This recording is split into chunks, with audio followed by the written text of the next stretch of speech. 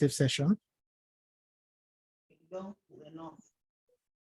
Okay, I would encourage everybody to be muted. If there's a point for us to interact and ask questions, we can unmute. But till then, let's keep ourselves on mute. So I'll start off with an introduction. My name is Bolaji Iwayemi. I'm serving as governor for this community group this semester. I am a T-shaped marketer. What that means is that I generalize in a number of different marketing fields. So the T is across multiple. The top of a T is like a bar. So I have knowledge in different places. Then in the center, I have a particular skill set that I've gone deep into. So that's what a T-shaped marketer is. I work for a company called Superside. I lead marketing there. And we are an online e-learning provider. And we help creatives to connect with the jobs of their dreams.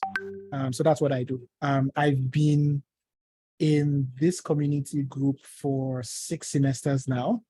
It's been very interesting, and it's a pleasure to be here and to help enable us on our different journeys. So that being said, I want to share the objectives of this community group. First and foremost, the goal is to connect us with each other. The goal is to have relationships that come out of this community that are lifelong relationships. So we're hoping that people will find new best friends, new prayer partners. If it's what the Lord desires, maybe life partners in terms of spouses as well. But at the end of the day, we want us to connect and build meaningful relationships. The second thing we want to do is we want to create a platform for us to grow our skills as content creators and achieve our different goals that we've set up for this semester. So those are the main objectives for this community. So always remember, it's about connecting with people first, and then acquiring the skills and building up our skills second. So what is this semester going to look like? We have roughly 8 weeks to do all that we want to do. It's not a lot of time, but we're going to do our best with what we have. So we finished week 1, which was last week. We did orientation. I believe we're in our different subgroups. Some people might be out of subgroups due to some transfers and stuff. We will sort those out. So last week was for getting into your subgroup, understanding the rules of engagement, and introducing yourselves. This week is going to do with content strategy, starting off with today's session. So I'm going to take us through a couple of thoughts, a couple of insights about content strategy. And then at the end of it, we're going to have an assignment we're going to take home. It's not hard. All we have to do is just spend time on it. And at the end of the day, the assignment is going to help us grow despite where we are in our journey as content creators. Week 3 is going to be about generating content ideas. Week 4 is about scripting your content. Week 5 is about shooting and editing your video. All of us, I think it's safe to assume that all of us have a phone with a camera on it. So we're going to be shooting on our phones. So you don't need to buy a DSLR camera or a RED camera or anything that's really expensive. You just work with your phone for a start. Because at the end of the day, the principles will work on your phone, and then you can start with that and go to something else. We'll also talk about picking your channel and publishing in week 6. Week 7 will be about growing your community and monetization. And the final week is going to be your final project. So everything that we're taking you through now is to enable you to shoot a 30 to 60-second video based on your content strategy. So your final project will be that video. And that's the outcome we expect for you. So for everybody who finishes their final project, there will be a certificate you will get for participating successfully. So we look forward to seeing what we come up with. And for me, I think it's quite exciting. So that's the semester. For today's session, we'll be looking at understanding the creator economy. And after that, we'll be looking at how to craft your content strategy. So that's what we have on the table today. So before I dive into it, do we have any questions or observations before we jump into today's session, just based on what we're doing for content creation this semester and what we're doing during the weeks?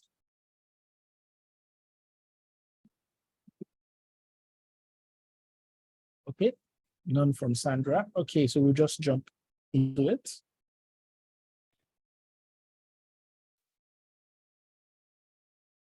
Okay, so the creator economy.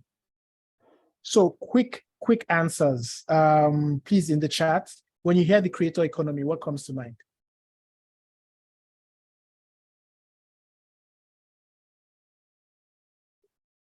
Content, okay.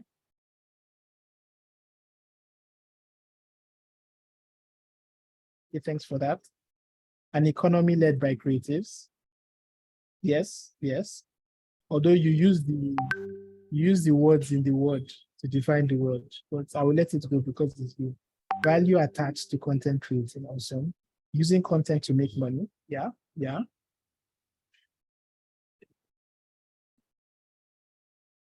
How to make money through content and money making, yeah, content monetization. Awesome. We're in the spirit. The space to show what you do. Yeah, I like that. Networking. Interesting. Awesome. So this is kind of a snapshot of the creator economy. And basically, it's an ecosystem where people take their creative outlets and they make a living out from music to podcasts to videos to books, all of that. And it's a very interesting time because creators have been empowered with technology to be able to do things that you used to need to have a team or a company behind you to do. And things have changed immensely. So what I'm going to do now is there's a particular person I'm going to use as a case study for most of today's session. Okay, Joy, yes, there's a replay. So this is recording. At the end of the day, I'll share the recording. But just to check, can we hear my audio properly? Is it clear? Very clear. Yes, loud and clear. Super Okay. clear. Yes, it is. Superb. It's very clear. Thank you very much. Okay, that's good to know. So for the people who are having issues with audio, there's a recording. You'll be able to hear it after. Awesome. So we're going to do a case study on a particular person. So does anybody know who this person is? If you know his name, please drop it in the chat.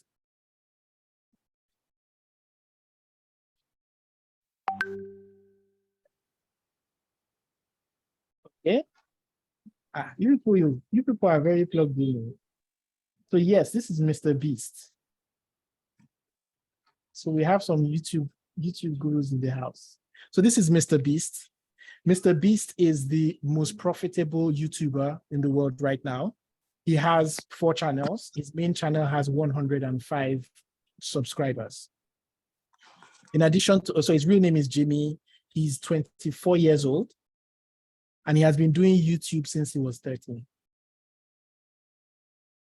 And recently, somebody offered him $1 billion for his YouTube channel. And he told the person that he's not interested. And he said that the amount that he can agree to sell his YouTube channel is $10 billion. And it might sound ridiculous that, okay, so you have 105 million followers. Is that enough for you to ask for $10 billion? But the interesting thing is that if you look at this picture on the left, where you see crowds, this was when he launched a physical store in one of the states in America. And these are the people that came to visit his store. So not only does he have a large following, but he has a very engaged following that he can translate to sales. So if he opens a business tomorrow, he can drive 1 million people to that business. And if he's selling a product for $50, that's $50 million in a period of time. So he understands the value of his business. And this business was started out on just creating content. So he clearly represents what we call the creator economy. And I'm sharing all of this to inspire us and get us to think big, because the truth of the matter is that we have more access to tools now than we've ever had. This is not to say it's easy, but it's a lot easier to start. So I'm saying this to encourage you. So that being said, I've described what the creator economy is. It's how people are creating businesses using content. But what I want us to focus on is this cycle for content creation. Now, everybody who is a successful content creator today started off with a passion. They had a particular passion. For Mr. Beast, it was creating videos. And that led him to create content. When he created that content, he was able to grow social currency. I will describe what social currency is, but basically it is, you can say it is goodwill with a particular audience. And after he had built social currency, he scaled it up, he made it bigger, got more people to see his content. And then after, he started monetizing. And then after he had done the first round of the cycle, if we notice, he has more than one channel. He has more than one channel. So he has 4 channels. So he started one channel, then he moved to the other one. One is focused on gaming. One is focused on reacting to videos. One is short form video. There's even another one that's not here that I didn't include, which is a non-profit. It's like a NGO where all the money that he generates from the content goes towards supporting a charity. So that's another channel. So typically with content creators, they will put themselves through this cycle, starting with passion, then creating content, building social currency, scaling it to more people, making a profit from it. And then they go into another passion and then take it through that cycle. And it just goes over and over again. So in terms of how we need to think about content, we need to think about it from this cycle. It has to start with a passion, because there are going to be times you create content, you won't feel like creating content. And if you don't have the passion to push you, you will stop, and you can't afford to stop. So why is the creator economy so important today? I work in a space where advertising is very important. And it's getting harder and harder to do paid advertising to people because it's harder to target people. I don't know if anybody is familiar with an update in iOS that happened for the 14th version, iOS 14. iOS 14 made it harder to track people who use iPhones with advertising. So if you use an iPhone, it's harder for an advertiser to reach you. So advertisers are realizing that, look, if I want to reach an audience, it makes more sense to connect with the content creator because they already have an audience. And I know that my customer is in their audience. So I will just go to this creator, tell him what I'm trying to sell, or tell her what I'm trying to sell. And then this person can create relevant content that resonates with that audience. So there's something known as UGC. So that's user-generated content. And this is a strategy where big businesses are looking for people who have big audiences to sell their products. And it is very effective. There are even agencies that connect with creators to give them a steady flow of businesses to advertise for. So I will share 1 or 2 channels that do that. Typically, they're focused in the US, but there are some that are global. So there are some opportunities there as well. So there are about 50 million creators in the world. Influencer marketing is expected to be an $80 billion industry, and it's going to grow to 15 billion this year.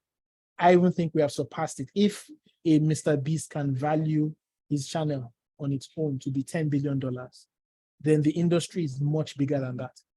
So it's really growing very quickly. And in America, you have more children who want to be YouTubers than want to be astronauts. It's a big paradigm shift, and a lot of opportunities are opened through this. So this is just a cross-section of the different creators we have. On the left, we have people who are amateurs, people like you and me that just post once a week and are just, doing it from time to time. And then you have the professional creators who their bread and butter relies on creating content. So we can see that YouTube has the biggest part of it. And that's because YouTube was the first channel to create a dedicated creator partner program where they pay you for your content. So they've been doing it the longest, and that's why they have a large group. TikTok is doing that as well, but I don't know how they're doing right now with that. Instagram is also very strong. Twitch, that's the purple one over here. Twitch is also very strong. So these are the biggest channels in terms of people who are getting paid very well. So this is just covering what we said earlier. We have about 2 million professionals who are doing content full time. We have about 46.7 million people who are doing it part time. So I'm going to play a video for us to show the top paid YouTubers of 2021. And I want us to share our thoughts. Since 2018, through Break Free Trading, we have helped educate and improve over 100. Loads of people dream of starting a YouTube channel in the hopes of becoming the next David Dobrik or Mr. Beast, and it's pretty easy to understand why. These famous YouTubers are rolling in money, but just how rich can our favorite e-celebs get off their videos and ever-expanding sub counts? The real numbers are sure to shock you. That's why we're about to unload the biggest, richest, and most famous YouTube success stories the world has ever seen. And you won't believe how much these YouTubers are actually making. Ready to take a look? Let's get it on. Mr. Beast, arguably being the inventor of the now massively successful genre of videos where a YouTuber gives away or spends a ridiculous amount of money to some group of people at just 22 years old, it isn't a stretch of the imagination to state that Mr. Beast is one of the most influential figures in the history of this platform. Of course, you can't be giving away millions without first having and making millions, and that's what we're all here to hear. Just how much cold hard cash is Mr. Beast pulling in? Well, that number is hard to lock down because Mr. Beast has one of the most successful merch empires in YouTube history, with a recent video of his showing that he sold more than 67,000 limited edition shirts and hoodies within a 24-hour sale. At the lowest price, that's over $2 million made in a day, and the hoodies cost double that amount. With all his insane spending, like giving away an $800,000 island or giving away $1 million cash every time he throws a competition, we know he's pulling in some undeniably monstrous dough. Still, let's look at numbers from nothing but his YouTube views, because even that fraction of his income is enough to blow your mind. In an average year, the main Mr. Beast channel makes $13,860,000, and honestly, that's still a pretty conservative estimate. That's more than $160 every single minute. Talk about making money from your dreams. PewDiePie. The undeniable king of gamers and YouTube, Felix Schellberg is leaps and bounds the most subscribed to YouTuber on the planet. With the incredibly long-lasting dynasty PewDiePie's built, it's no surprise that being the only person to ever gain more than 100 million subscribers is a very lucrative spot to be in. Aside from his personal brand and his ever-changing high-quality merch lineups, Felix drops a different video every single day, usually pulling in between 6 and 10 million views. Numbers like that are what let him own homes in both England and Japan, and keep updating his closet full of designer clothes. So what kind of numbers does a channel getting billions of views a year generate? Well, conservative estimates place PewDiePie's annual ad revenue above $12.2 million per year. While he isn't quite the type to flex, in a 2019 video where he analyzed websites guessing his net worth, he claimed that the numbers were still increased his net worth to 68 million. Very old data, isn't it? In the face of his incredible success, Felix remains a humble and relatable guy. And that's exactly what keeps us all coming back for more. David Dobrik, one of the most famous vloggers in the history of YouTube. Slovakian-born David Dobrik has done incredibly well for himself at the young age of 24. With multiple channels, each boasting tens of millions of subscribers, it isn't hard to understand how David keeps surprising his friends with Teslas and Lamborghinis, on top of keeping a $120,000 Model X and a $240,000 Ferrari for his own enjoyment. I mean, you've got to have an appropriate couple of luxury vehicles when you're living it up on a $9.5 million mansion in the heart of Los Angeles. But how does David Dobrik get it all done? Well, with an average of nearly 4 million views on his channel per day, it's estimated that Dobrik's pulling in around $6.6 million a year from AdSense alone. Of course, with status that high, sponsorships and merch sales make up a much larger chunk of his true income, so his channel's revenue is probably just going into a hefty retirement account for when his Tesla Model X can drive itself to a mansion on Mars, which I'm sure David will happily be vlogging about along the way. Dude per Because of time, we'll just focus on those three. This video is about 11 minutes long, and there's still a couple of things that we need to touch on. So I will go back to our presentation. But before I go ahead, what are our thoughts? What do we think so far?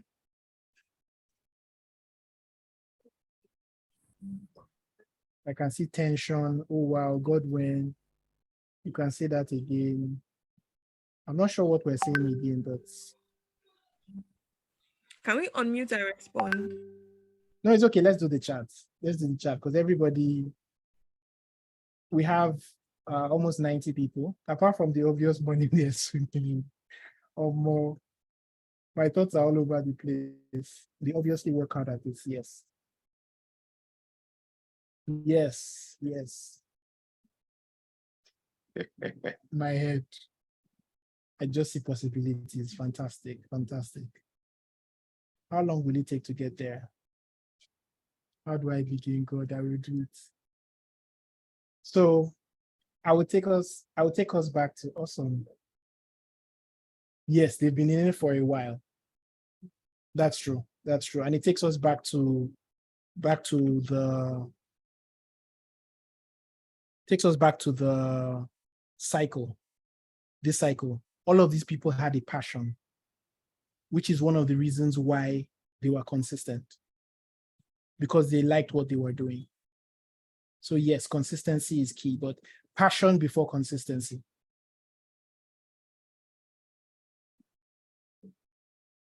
So somebody said something here, and I think it's very valid. Said that, isn't it because they got in early that they are so successful?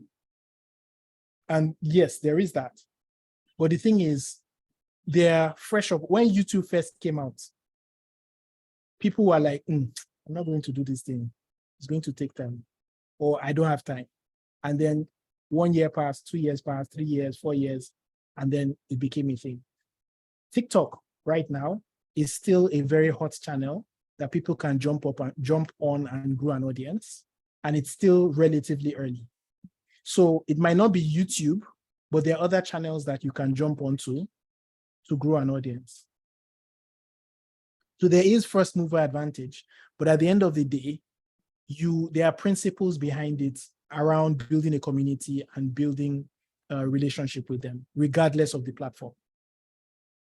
So what we're going to do now is I'm going to introduce us to a tool called Hype Auditor. And it's an intelligence tool for us to find out about different influencers. So what I want us to do is I want us to suggest local influencers. Local Nigerian content creators or influencers, and we're going to see what their engagement is like. Because it's not enough for you to just have followers. There has to be an engagement there. Okay, so we have Tayo Aino. Tayo Aino. Okay, we'll do CCME after. So this is Tayo Aino. This is his YouTube channel. He has 435,000 subscribers. And I think the thing that we should focus on is the number here, the engagement rate. Now, for this particular platform, engagement rate is good when you have between 2% and 5%. So basically 2 to 5% of your audience engages with every post that you put out. So for Tayo, I know this is very good, 3.5%. This is on YouTube. For Instagram, he has 3.19%. This is also really good. But for Twitter, Baba needs to step his game up for Twitter. So somebody, there are plenty of people here. Okay, so let's do CCME. No, in fact, I don't want to do CCME. I know CCME has good engagements. I want to do somebody that Yemi Fashion on LinkedIn. So I'm not sure this platform measures LinkedIn. Let me do Dima Ume. Okay, so Dima Ume, fantastic. Her engagement is fantastic. So she has 181,000 followers and 7.53% engagement. So she's an actress, right? I'm not really into Nollywood. She's an actress.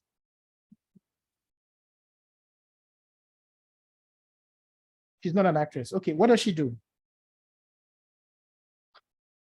Lifestyle blogger.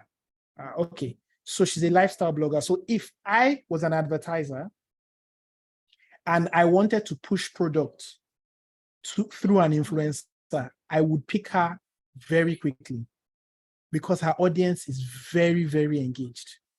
You know, initially I said between 2 to 5% is good. She exceeds that. So she might not have the biggest audience, but she has a very engaged audience.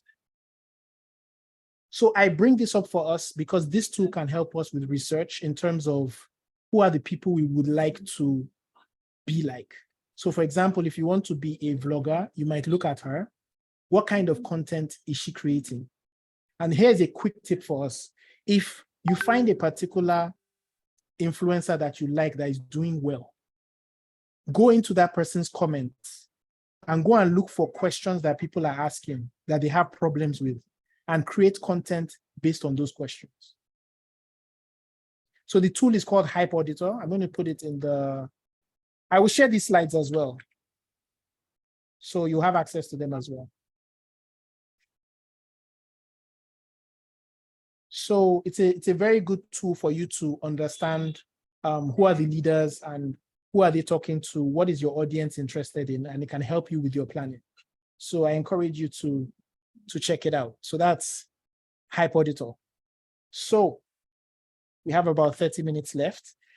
So we're going to talk about social currency. So quick question now. You are given two options, an iPhone 14 Pro or a Samsung Galaxy S22 Ultra. Which one do you pick? Let me see in the chat.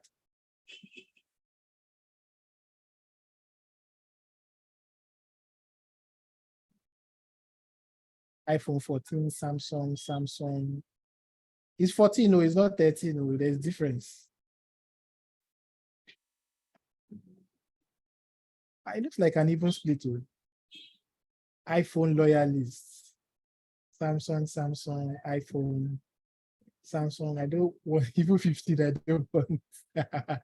iPhone 14, iPhone all the way. iPhone, Samsung. I like iPhone is winning. Samsung, iPhone or nothing. iPhone, Samsung. Interesting. So let me ask a question, a very objective question. If we're going to go by function, can we objectively say that one phone is better than the other? As a phone, not one feature, packaged as a phone. Can you say one is objectively better than the other? So Vera is convinced that iPhone is the best. So no. Okay, a couple of people said no. Samsung is objectively better. Okay. Not really, no. No, Samsung helps you do more. So I want to ask us a question. These, are they not phones? Like, first and foremost, are they not phones? Like, we got them to really make phone calls, maybe answer email. So for the things that we need the phone for, is any of the phones actually better than the other? And I would say no. But if we look at pricing, the price is different. iPhone can charge a premium, and then iPhone will take charger out of the box, and you people will still pay full price.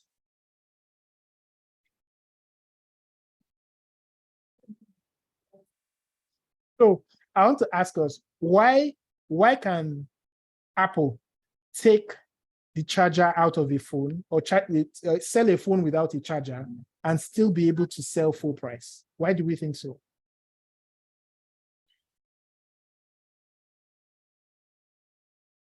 Aesthetics and class, okay.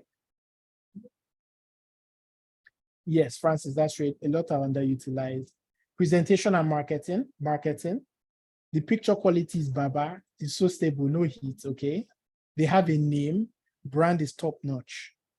Glam and status attached to it. Confidence, market, fantastic, awesome. Fantastic answers.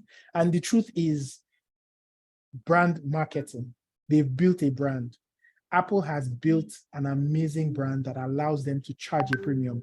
And that building of a brand is similar to what we call social currency.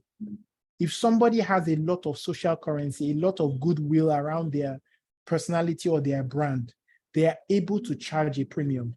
And that's what Apple does. There's like for anything Apple can charge. Like I saw a cloth for cleaning your phone, an Apple cloth. It's just cloth. They were charging $50 for the cloth. Like literally, you just cut the cloth and sew hem around the side. That's all. They were charging $50. And there are people who went to go and buy it because it's Apple. So they've earned the right to do that because they've built a very strong brand. And you need to think about yourself as a content creator in the same way. You are building social currency, and it takes time to build that. AirPods are very expensive as well. And it's rumored, I don't have proof for this, that when they release a new product, they start making the older products get slower. I don't know if that's true, but I've heard that rumor. So it is what it is. So social currency is very, very important, and you need to think about it. And I want to quickly tell us about a TV show. I don't know how many of us have heard of a show called Black Mirror. So Black Mirror is on Netflix. I'm not encouraging anybody to do torrent, but however, you might be able to get your hands on it.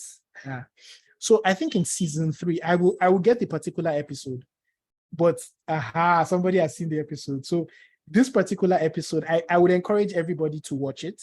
I will put the name of the episode in the group, or I will get somebody to put it in the group.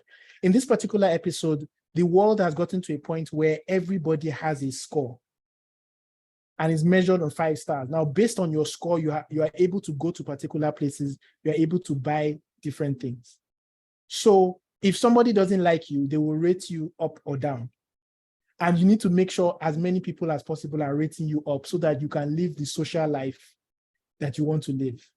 And that is kind of how, yes, the person does what yesterday, yes, you know what I'm talking about. So in terms of content creation, we need to think about it that way, that every time we're engaging with our audience, we're creating an opportunity for them to give us a thumbs up to increase our social currency. So I encourage us to watch it. It's very interesting, but it's also very revealing. So social currency is our reputational status. It's like how people see us. What we do for people affects how they look at us. So for example, now, if let's say there's petrol scarcity and you tell all of your friends, they're selling petrol at this particular petrol station, get there by 6 a.m. You'll be able to buy petrol in 10 minutes. That is valuable information that you are giving to your people. And because of that, the way they're going to look at you is, this guy, he really helped me out. So when it came to petrol, he has this plug, he has the connect, and they look at you in a better light. And it's the same way with the content you're creating. Every time you put out content, people should feel, this person, this lady, whenever I watch her content, I always get value. I like this person. And the thing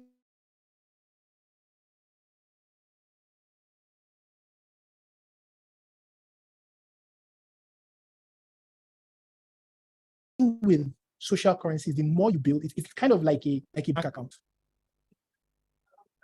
Sorry, I had some connection issues. Can you hear me? Yes, loud and clear. I can. Sorry about that. I can hear you, sir. Thank you for the feedback. So social currency is, even the way it's described, currency is like money, social money. So think of it as a bank account that you have an audience you're trying to deposit money with. And you deposit this, your social currency, with them so that you know that when you want to pull from that money, you have something there. If you haven't put anything inside the bank account, you can't take anything out of it. So every time you're putting out content, you are depositing money in your social currency account so that the day you want your audience to take action, you have enough in that account for them to take the action that you want them to take. So it might be to buy your product, it might be to come to your webinar, it might be to advocate for you and share your content. But whatever you do with your content, there needs to be a clear value so that people feel like they owe you something, so to speak. So it's very important that we build our social currency, and social currency comes from putting your audience first. It's not about what you want to say. It's about what will add value to that person that's in your audience. So that's social currency. So always remember that your content isn't about you. It's about your audience. So we're about to move to the second section where I talk about content strategy. Before I do that, do we have any questions? I'll answer them and Yes, then I we'll do. move to the next section. Okay, Can please I, go can ahead. I speak? Okay, so you talked about passion and you said that we should have passion. And now you're saying your content isn't about you. So how do we marry the two? Fantastic. That's an awesome question. Now, everybody has a passion. Let me give a specific example. So there's a channel on TikTok where this guy releases his music. And he used to just focus on his music. So he will record songs. So he's passionate about music. So he was just recording his songs and he's sharing his songs and nobody cared about his songs. But what he now did is that I understood that people were interested in food. So he started making songs about food and then used that to sell his music. So his passion is making music, but what his audience was interested in was food. So he found a way to marry what his audience was interested in and his passion, and now he has a very successful channel. So that's one example I can share with you.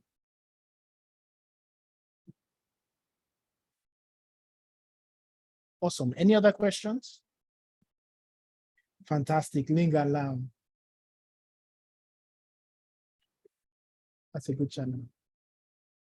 In fact, Lamb is a singer. I never heard of his music until he became a content creator. And the secret sauce was to share the life of him and his wife. Now we can use that to sell his music. So yes, that's a good example. Any other questions?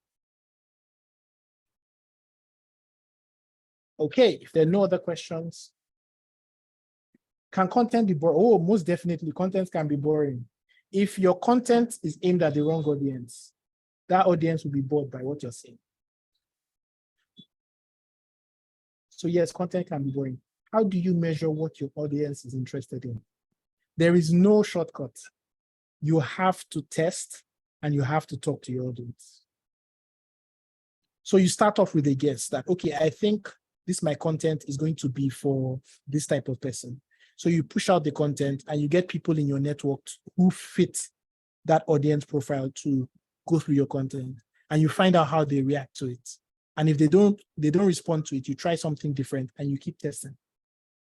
Mr. Beast, that I used as an example in the beginning, he learned very quickly. He was trying a lot of things, but he was able to cover a lot of ground quickly because he had 3 other friends that were all YouTube creators, and all of them were testing different things at the same time. So instead of him having to learn from one mistake per time, he was learning from 4 different mistakes per time.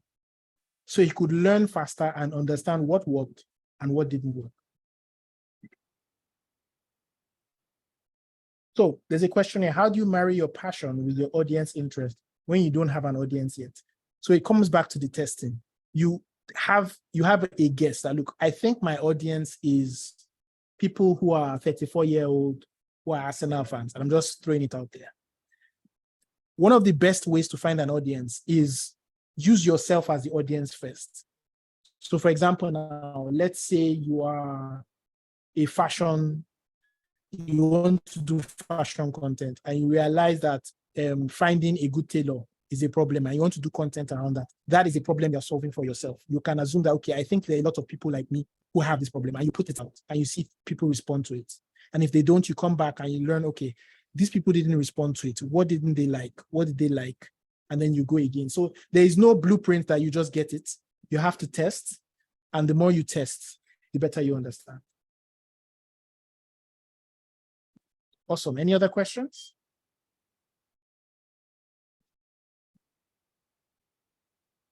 Okay, so I'm going to move on. So this, because of time,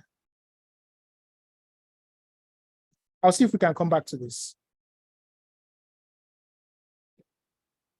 So just a quick overview. I wanted to share some videos around this. I'll probably share them in the group so we can see them later.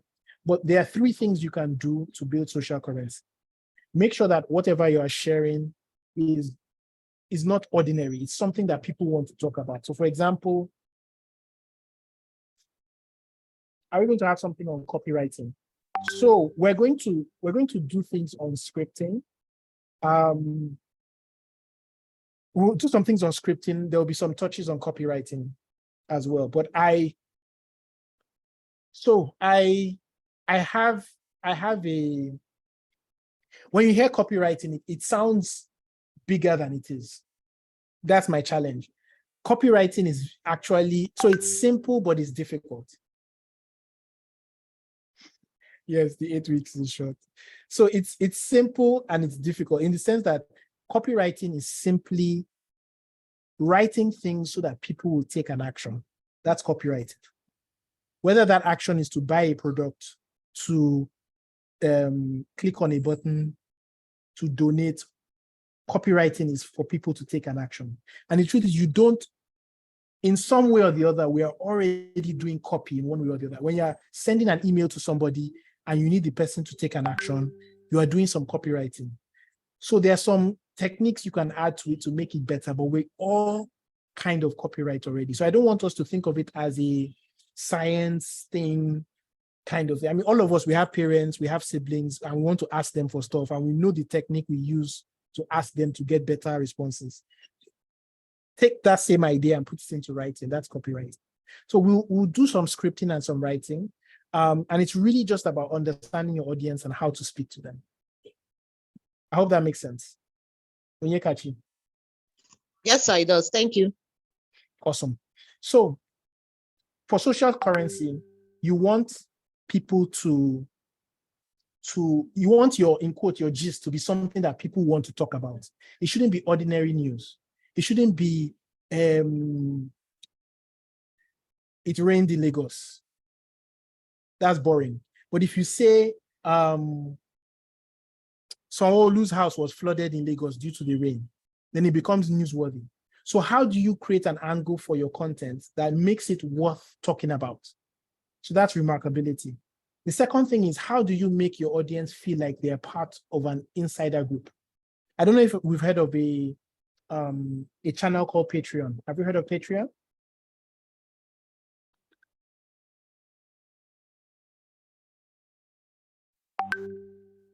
So Patreon is a channel where you have to pay monthly to get access to content.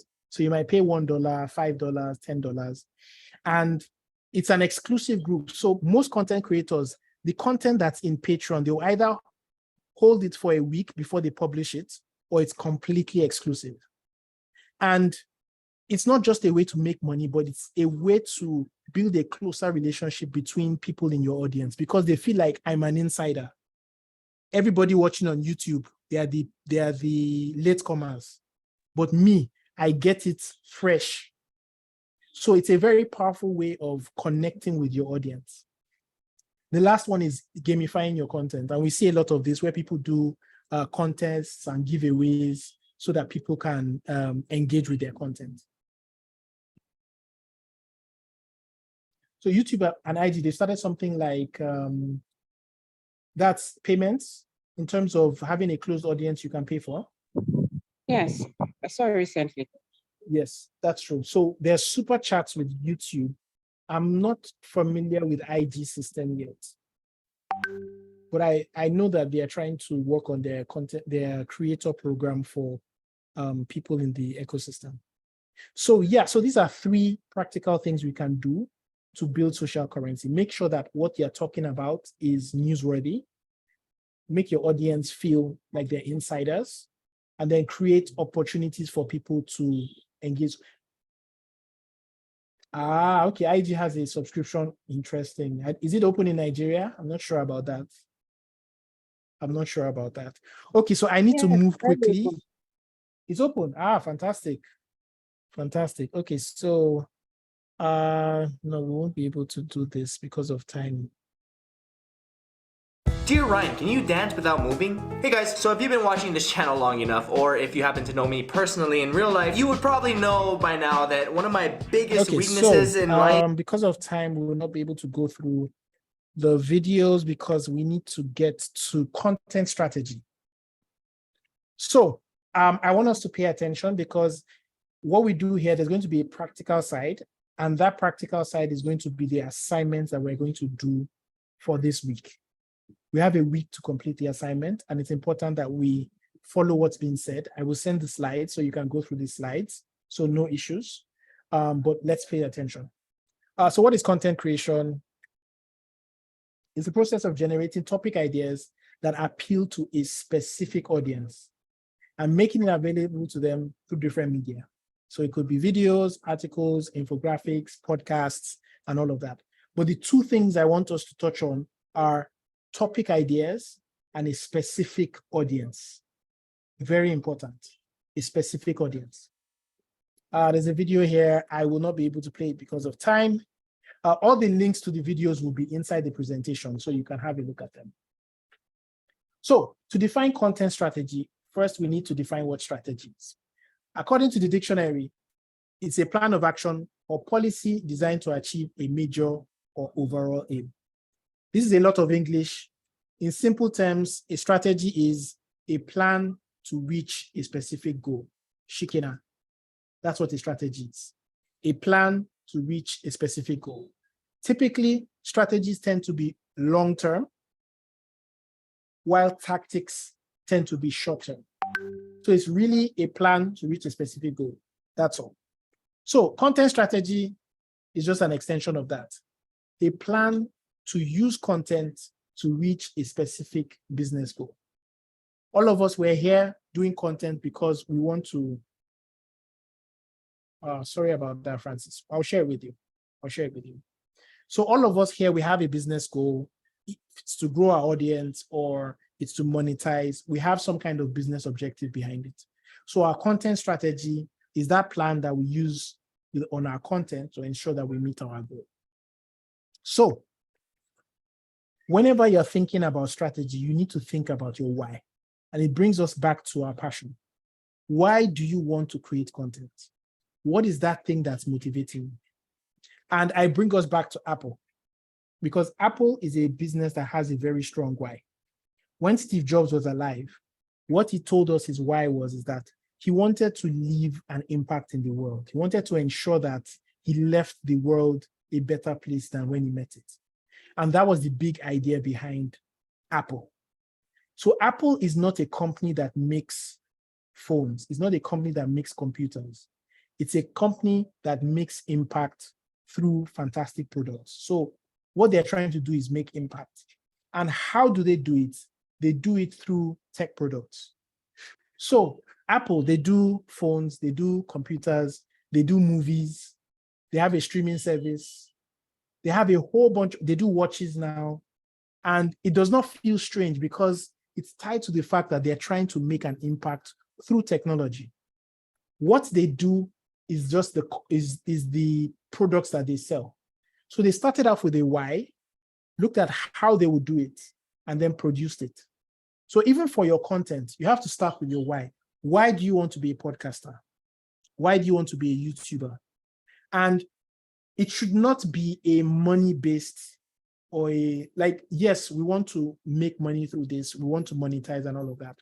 But your why needs to be tied to a passion and something that motivates you. It has to be tied to something that's within you. It might be a problem that you hate seeing that you want to see solved or something like that. But your why has to be tied to a passion that you have as an individual. So it's very important that you start with your why as you build your content strategy. So moving along, we're going to go into crafting your content strategy. So I'm going to give us a very simple formula. Okay, somebody raised their hand. I've just seen this. That is, Ejiro, is your hand still up or it's been up for a while? Hi, Lou. It's been up for a while. I wanted to ask something. Sorry, I just saw it now. Please go ahead. Okay, I wanted to say, I did LinkedIn optimization. I had LinkedIn optimization classes sometime last year, and me and my classmates were on this content thing, but everybody seems to have gone to 30K followers, 25K followers. I'm still struggling with 1.5 followers. So I'm thinking maybe is it my content or something? I don't really know what. Oh, first and foremost, you said you have 1,500 followers. Like, no, not, I've not even gotten there. I'm like 1,290 followers. You have more than 1,000 followers. Yes. You have done something now. You're making it. If you said you had 2 followers now, I'll be worried on your behalf. But you have over 1,000. You know, because I see my classmates, they are on 50K, 30K, 25K. And did you started at the same time? Yes. Okay, and what niche are they in, and what niche are you? Are you in the same niche? No, we're not. Aha. So there are multitude of factors. So one, it could be that the niche they're in has a larger audience to be able to get followers from. Okay. That's one thing to consider. 2, it might also be that you are more exclusive. So for example, if you are selling iPhones and you are selling Techno, the number of people in Nigeria that can buy iPhones are less than the number of people who can buy Technos. So if iPhone comes out and says, we're trying to sell 3 million phones in Nigeria, why is it that Techno has 10 million? It's because the audiences are different. Oh, okay, I guess. So what I would encourage you to do is the people who are your current followers, reach out to them and ask them why do they like your content. Okay. And try and understand who they are. Try and create a profile, because if you get an understanding of who the people are that are following you, you know where to find more of them. Oh, okay. I see. Yeah. Okay, thank you. That answers the question. Thank you. You're welcome. You're welcome. You're welcome. I have a question. Yes, please go ahead. Good evening, everyone. Good evening, Olaji. So, in terms of content creation, especially vloggers, vlogging and all, there's a thin line between being a content creator and living your real, living life like reality. At what point do you draw the line? Or is it, since you talked about passion, are we saying that it should be like part of it? Because sometimes I look at some content creators and I'm like, how can we tell when to draw the line? Are they showing too much? Where, like, I don't know if you get my question. So if I get you correctly, like how much of yourself do you put out there? What is personal? What is public? Especially if you're a lifestyle, because I'm looking at beauty and lifestyle. But I'm so concerned about the fact that at a certain point I might not be able to draw the line, and then then you begin to get depressed and all of that. I don't know if I'm thinking too much, but that's actually holding me back a little. No, I think that's a reality for a lot of people. Are you an introverted person? Not exactly. A little, I'm mixed, yeah. Okay, so I will speak for myself and my experience. My base level is introversion. I'm introverted. I like being by myself. I actually get exhausted when I'm in large crowds and with a lot of people. But I also understand that I have to play some certain roles where I can't afford to be introverted. So for example, this session that we're taking now, I can't be introverted because I need to serve you in a particular capacity for this session. So I can become extroverted for you guys, and it's a role I step into. But once I'm through with this, I go back into my more introverted self. So in you serving a particular audience, you might need to play a particular role. It's the same way that some of us were a father at home, we're a manager in the office, we are a worker in church. In fact, I think church is a very good example. There's somebody I know in church. This person is a partner in one of the big 4 firms in Lagos. That's for professional firms. And this person is a Sunday school teacher. But when he's playing the role of a Sunday school teacher, it is very different from when he's playing the role as a partner in that business. And he's not being deceptive. The audiences are different. The responsibilities are different. So what I would just say is that for you, understand the role you need to play to your audience and define the boundaries for that. You don't have to show your whole life on social media to be a successful lifestyle blogger or vlogger, as the case may be. That's what I've seen in my experience. I hope that's helpful. Yes, it does. Thank you. You're welcome. Okay, so I will move on. So this is going to be a bit of the practical part, and I'm going to show a brief template for how to build your content strategy. It's very simple, but in doing it for ourselves, we need to take out some time to think about it. So before I get into it, marketers who document their mission statement are 3 times more likely to succeed. So for you just writing it down, you have made more progress than most. And we know that passage in the Bible that says that you should write the vision down, that he may run that saith. So it's a biblical principle, and it has been found to work, that you need to write down the vision that you have. So I encourage us to get that done. So this is the template for your content strategy.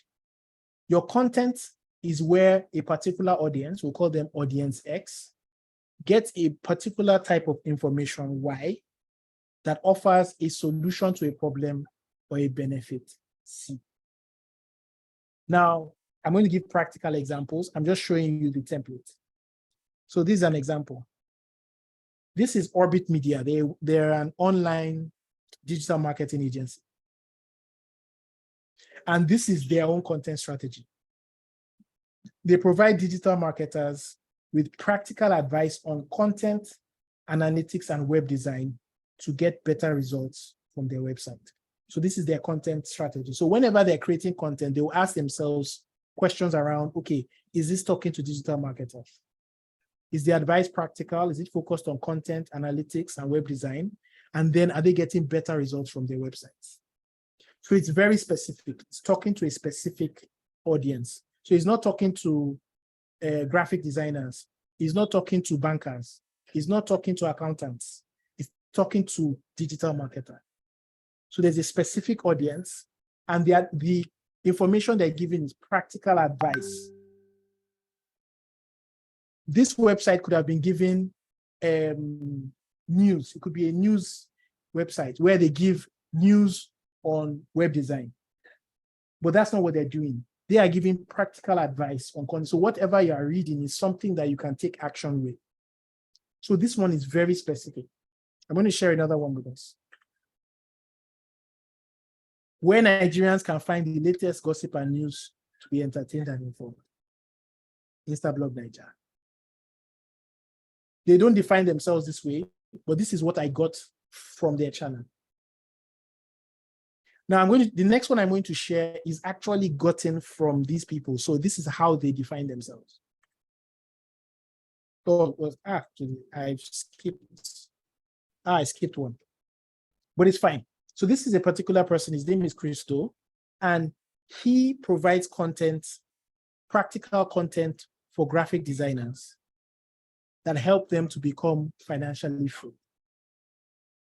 So he's talking to graphic designers, web designers, motion designers, and he's giving them practical tips to become financially free. So it's very specific. So what I want us to do as a quick exercise is, are we all familiar with Mr. Macaroni? Yes. So I want us to, using this template, let us write a content strategy for Mr. Macaroni. What do you think his content strategy is?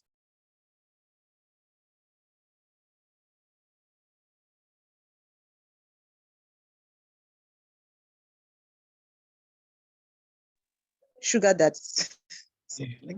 Let's put it in the chat. Let's put it in the chat. So, what is his content strategy? Who is he talking to? What kind of content is he offering? And then what kind of solution or benefit is he offering?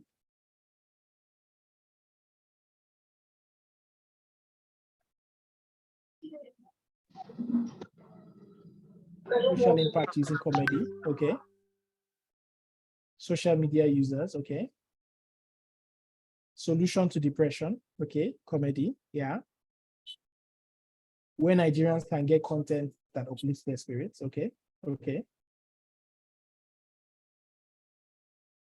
Influencing brands using comedy, okay. Sarcastic reality. Comic relief. Teaching people the vanity of infidelity. Relating everyday life. A place where Nigerians can get entertainment content for social change and comic relief. Thank you, Sandra. So let me ask a question. We're putting Nigerians. I don't know about you, but do you think our parents would find Mr. Macaroni very, very relatable?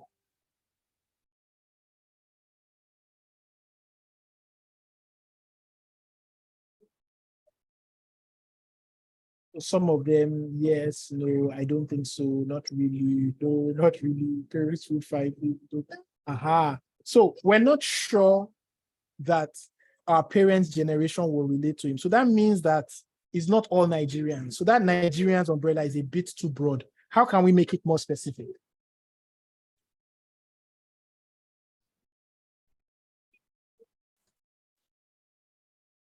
So to the younger generation. So we say Nigerian youth, fantastic. So Nigerian youth. So he's talking to the younger generation. Now, if we want to qualify youths now, because some people are 40-something and they are claiming youth. Are they youths? Nigerian millennials.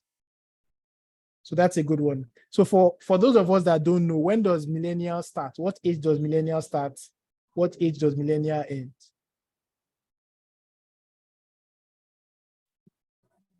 Can anybody help us out with that? We're still youths. Okay, so 1980s. So 1983 to 2000. That's millennials. 1980 to 1995. 1980 to 2000. What about Gen Z? So once someone is 40 now, they can't be youth again.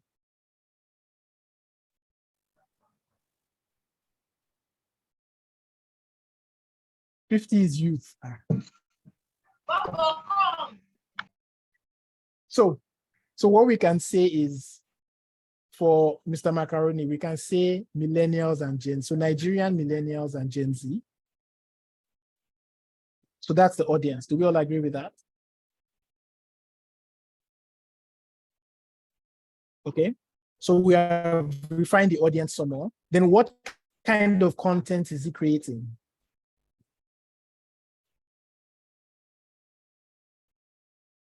So it's comic content, so comedic videos. He's creating comedic videos, very good. Skits, very good, very good. And then what's the benefits?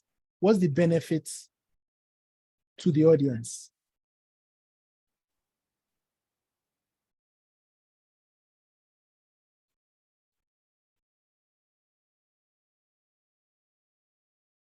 Information and life lessons, okay.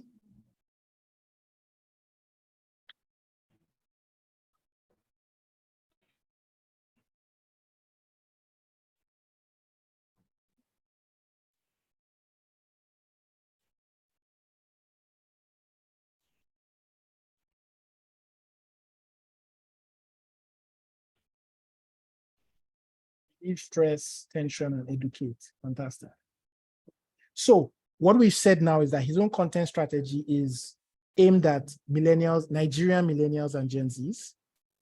The content he's creating is comedic skits. and he's doing it to, there's one, so to relieve stress. Hello. Yes, Hey, what's somebody up? wants to share something? I'm alright. How far? Are you in the function? No, I mean, Okay. Laughing while learning. Fantastic. So have we seen how we broke down his strategy? So we got the audience, we got the type of content, and then the end goal is to entertain, educate, relieve stress. Can we see how we got the pieces for that? Is that clear?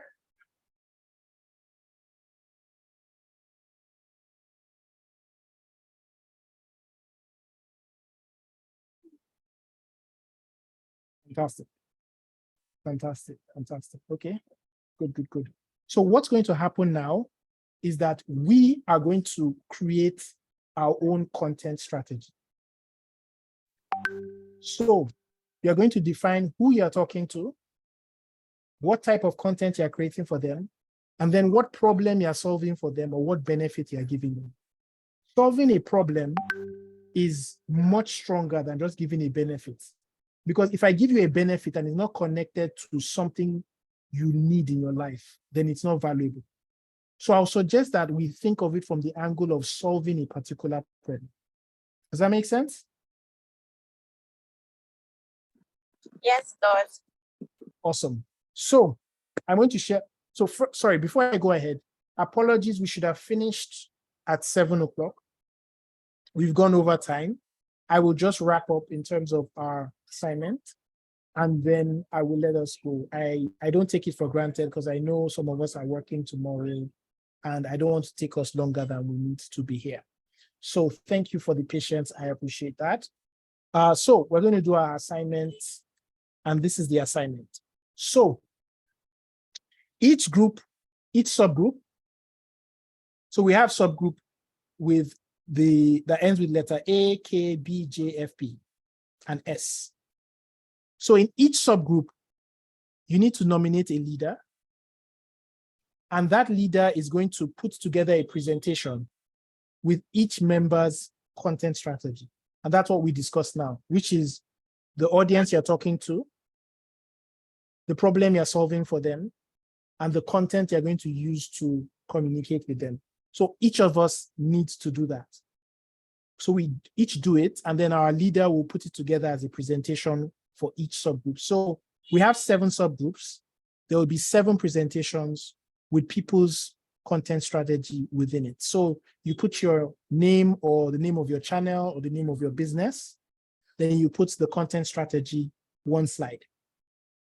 So everything should just be on one slide. Okay, so Augustina, you're not in a subgroup yet. Okay, we'll get that fixed. Please, can you take that again, what you said? No worries, I'll do that again. So each subgroup, we have 7 subgroups. Each subgroup needs to nominate a leader that is going to create a presentation with each person's content strategy.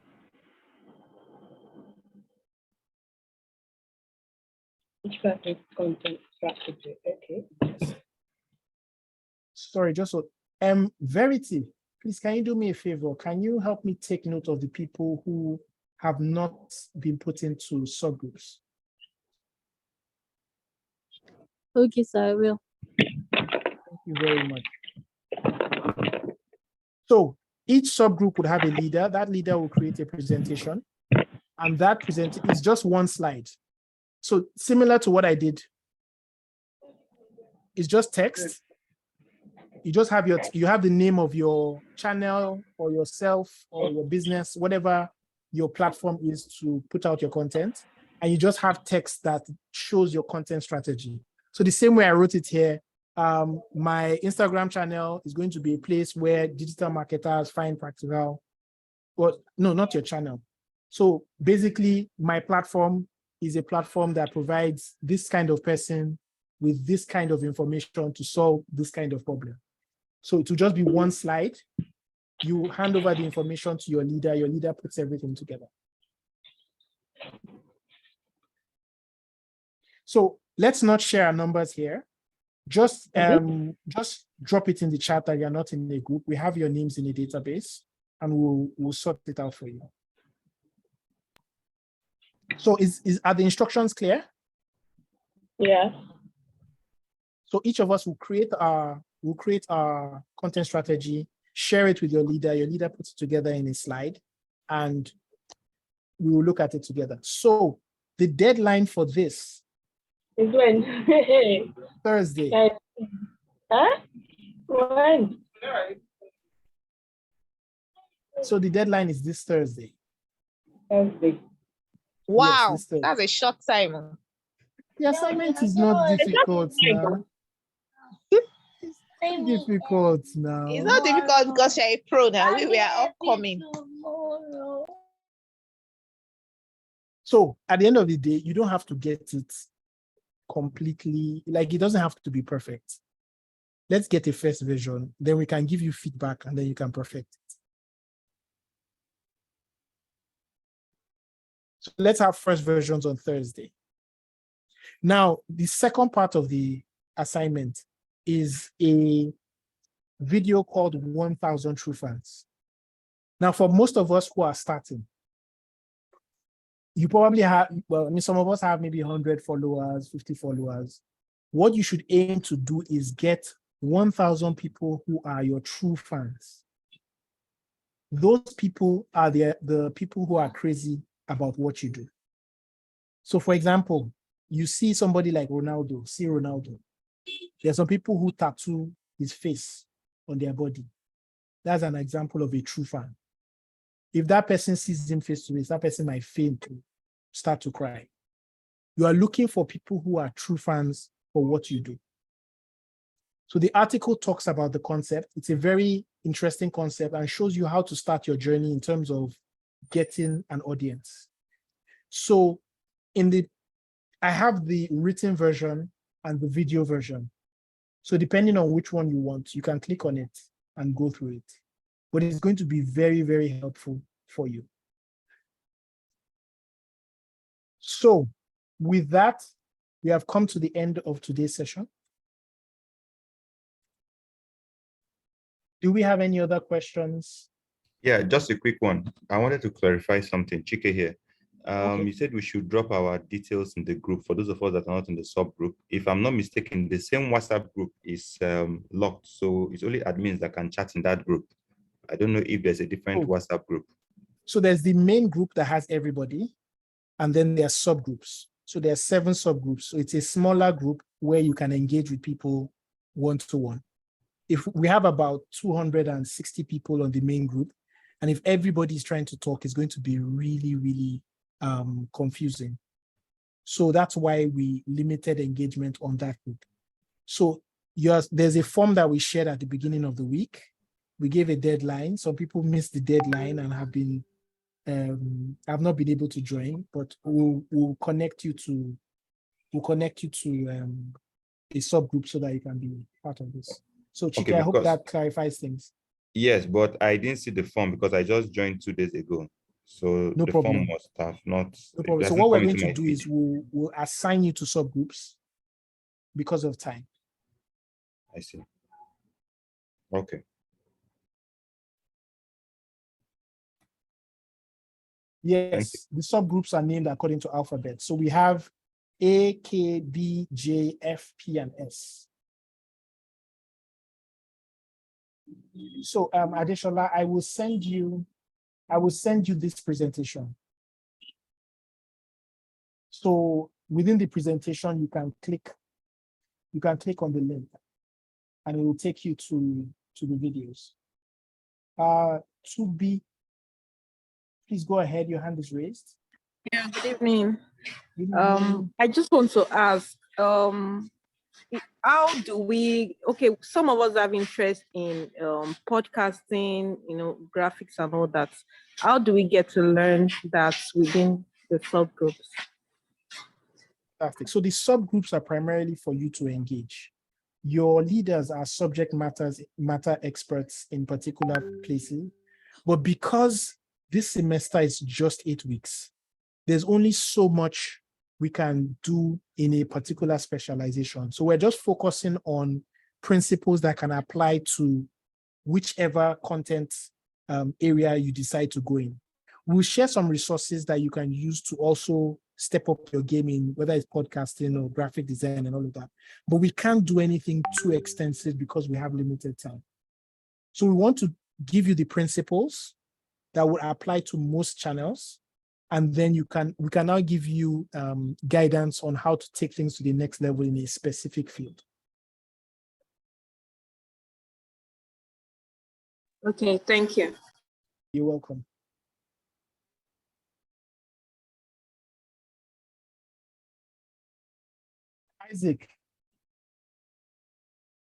Isaac, you'll be fine. Isaac, you'll be fine. So this recording will be made available. You can watch it again. You can also ask questions within your subgroup. Your leaders will help as well. And then there are going to be conversation starters within your groups that allow you to understand things better. And then if you're stuck somewhere, you can also ask questions. Everybody will get the slide. So what will happen is we'll share the slides in the main group so everybody can just get it from there. Fantastic. Any other questions, observations?